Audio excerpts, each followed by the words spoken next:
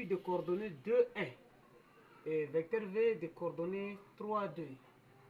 On nous demande de montrer que le couple de vecteurs U et V là est une base. Comment peut-on montrer que un couple de vecteurs est une base? Pour montrer qu'un couple de vecteurs est une base, il suffit simplement de calculer le déterminant de ce couple de vecteurs. Nous allons donc calculer le déterminant des vecteurs U et V. Ceci égale. On va arranger ici les coordonnées de U et de l'autre côté les coordonnées de V. On aura ici 2, 1, ici 3, 2. On va calculer ça. On sait que dans le calcul déterminant, on prend X fois Y prime moyen X prime Y prime X plutôt. X fois Y prime moyen X Y X prime. Donc ce qui est égal 2 fois 2. 2 fois 2, 4 moins 1 fois 3. 1 fois 3 qui donne 3.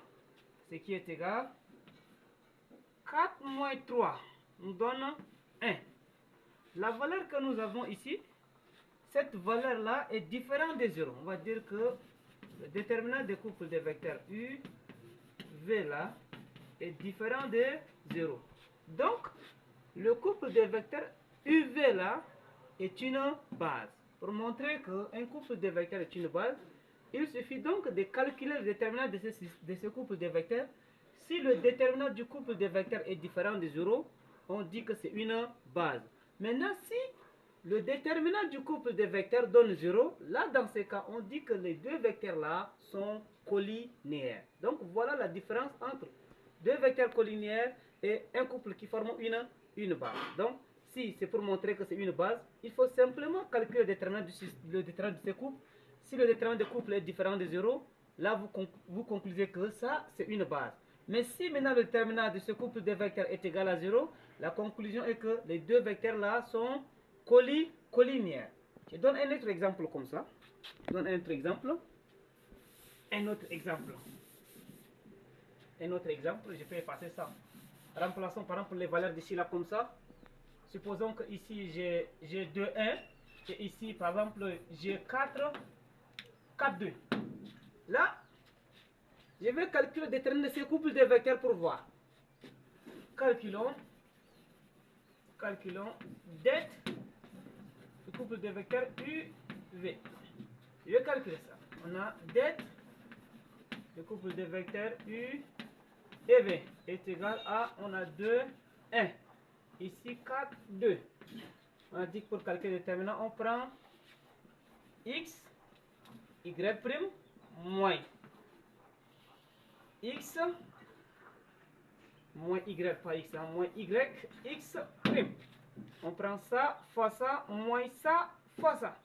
Donc, ici, on a 2 fois 2, 4, moins 1 fois 4, 4. Donc, ceci est égal à 0. Dans ce cas, les deux vecteurs U et V là ne forment pas une base.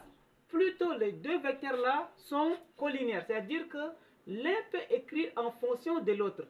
Quand vous regardez très bien l'écriture de U, on a l'écriture de U comme ça qui est égale à, on peut écrire comme ça dans la base IJ, 2I plus J. Et V est égal à 4I plus 2J. Ici, en factorisant l'écriture de V par 2, comme ça en mettant 2 en facteur, on a 2 en facteur de 2I plus J. Donc, quand on regarde l'écriture-ci, ce n'est rien autre que l'écriture de U qui est là.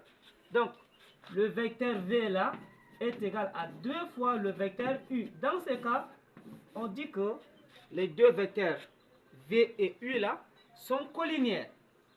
Maintenant, les propriétés des vecteurs collinéaires, si par exemple on a vecteur AB est égal à lambda vecteur AC, on dit que le vecteur AB et le vecteur AC sont collinéaires de même direction et même sens si lambda est positif.